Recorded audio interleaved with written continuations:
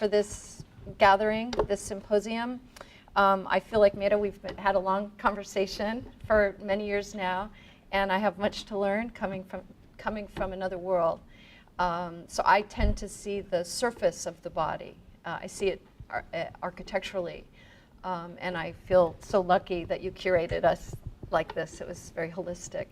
I don't feel like I can talk about anything today without referring to the pictures I saw in the front of the New York Times of the Syrian children, especially as a mother and as a human being. And I have to tell you, it's very hard for me to come here today. I don't feel I can do much that is significant other than to ask us to look at the moral capacity of flamenco, what is its job today. And we are stuck to some extent historiographically in a binary conversation, although some of us are being extracted from it by brilliant scholars in this room, of a kind of self-mythologizing authenticity, a conversation about authenticity, and about which continues a kind of miscegenation of being erased from history. And that is no longer, for me as an historian, a comfortable or a useful place to write, from which to write history. And so these are messy ideas. They are collage and assemblage, because I am having trouble working. I have to admit that to you, even though and so I'm looking to you to help me think through whether or not this is worthy of 20 more pages. And I'm currently going to out myself here, which is I'm writing a book on the Holocaust. And I am thinking about Gitana, the extermination of the Gitanos, Gitanas, and the sort of construction of bodies within classical ballet, but also within other forms.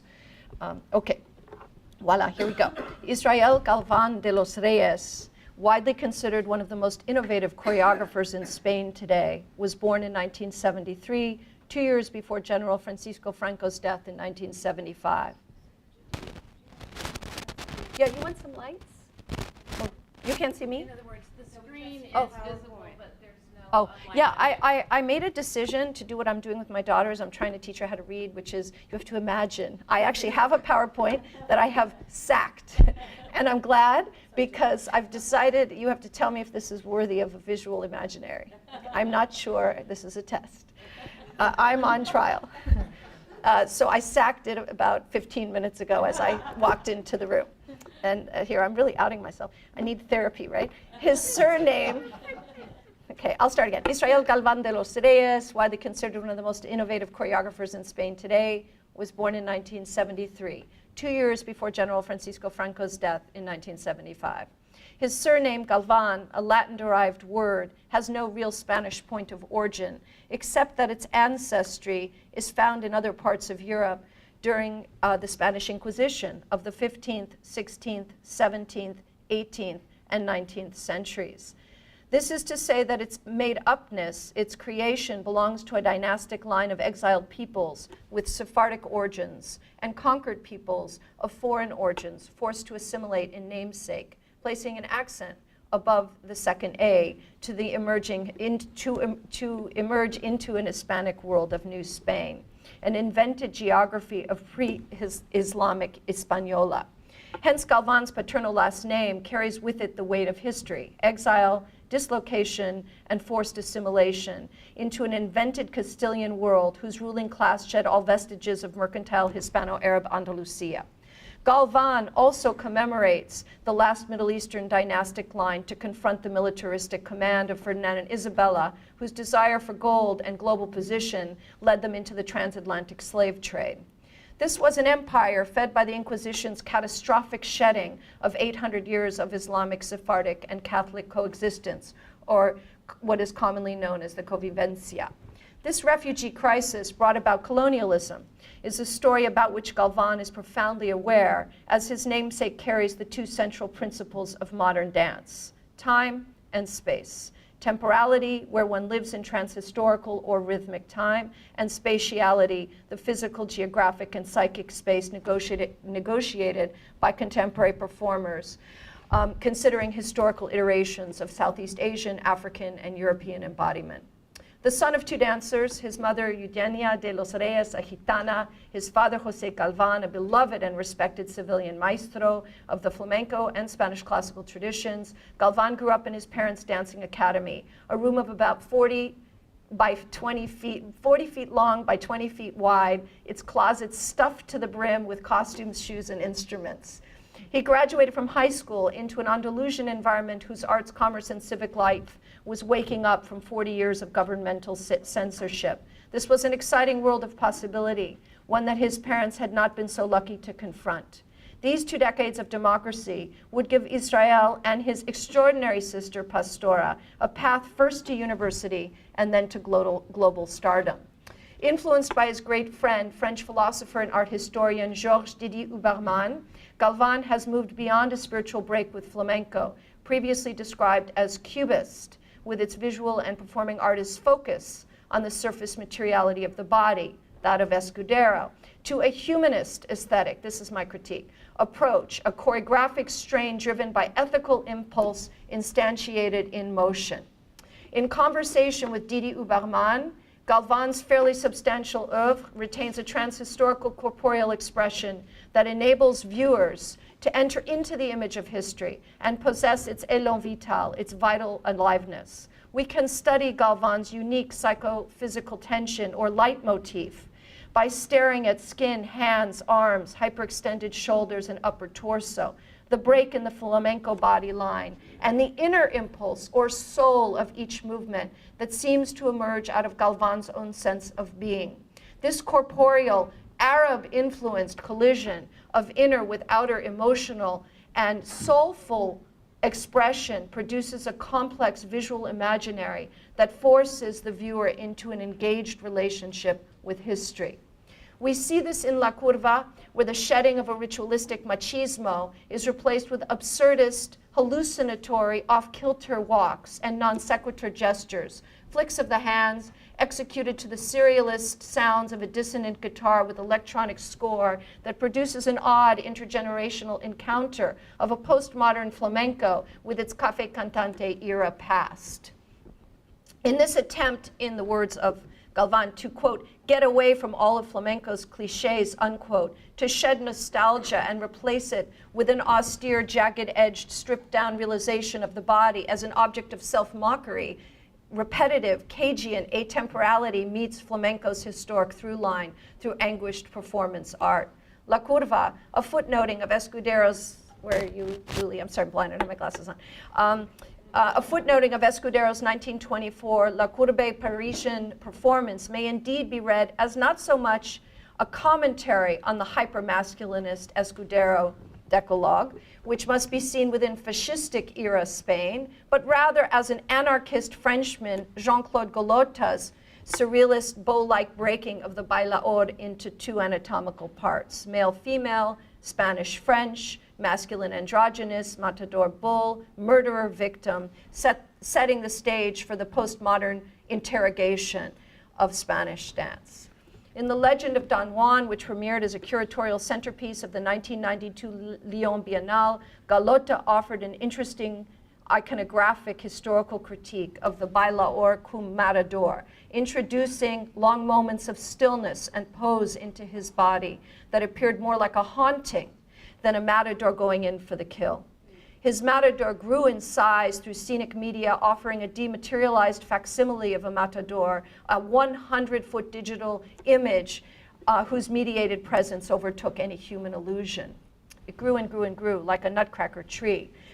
It became ridiculous. Galván has absorbed Galota's display of the power of liveness and immanence, in the words of Bergson, mediated presence with stillness, a physical reconfiguration of the relationship of embodiment to space that arose in the feminist pedestrianism of 60s radical dance art, Anna Halprin, Simone Forti, and Yvonne Rainer.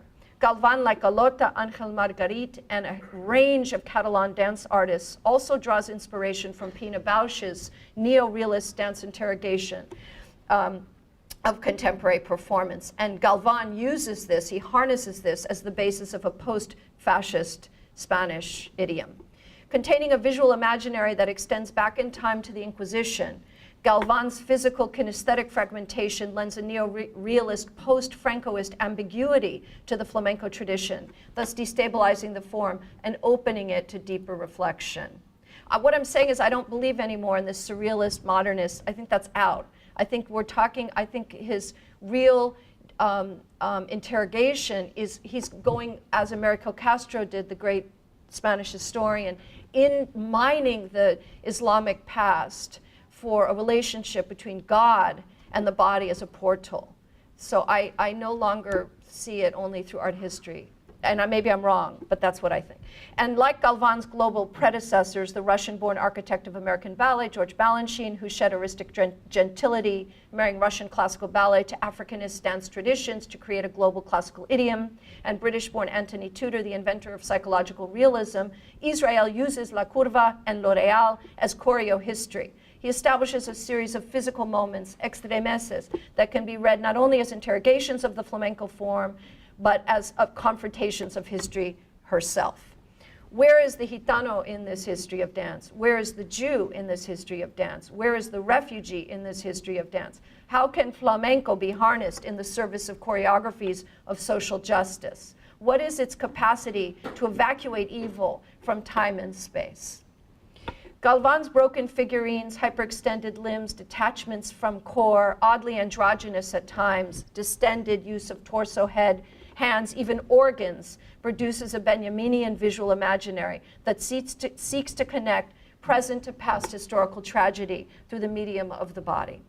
At times of fetishization of Holocaust history, Lo Real's image, phantoms enable Galván to embody and display a textural, physically proprioceptive iconographic archive that seeks to close the divide between then and now, between a series of steps and a series of shared experiences. So it's trans-historical time, it's transmigrating. He's not in the present, he's not in the past, he's not in the future. It's all at once in the same moment.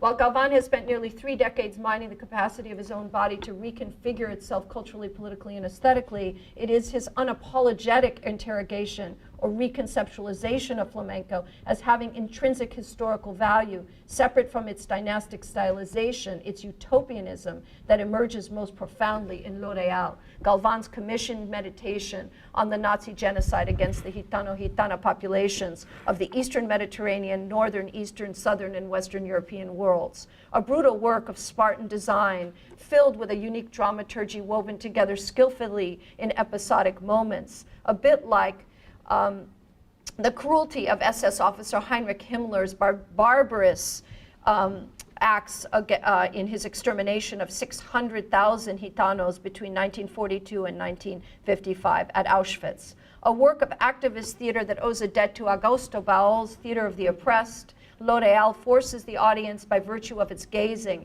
into a complicit relationship with history. We are made to feel morally reprehensible, morally responsible for people's silence during and after the events we witness on stage. And I want to say something, that the Gypsies played a very complicated role during the Spanish Civil War. Many of you know this. They fought alongside Franco, then he went and shot them. Paul Preston goes over this, so it's something to be discussed vis-a-vis Lo Real. Okay? In the end, one might argue Galván's greatest virtue is his modesty. Quote, "I want to be seen as a piece of rubbish on stage," unquote. Galván told Victoria Looseleaf in the LA Times in 2003. In the words of Argentinian anthropologist Gaston Gordillo in his wonderful, relatively new book, Rubble, The Afterlife of Destruction, rubble is layered sentiment, the rings of a tree, buried time, constellations of objects, or in the case of Galván, movements understood in relation to historical process.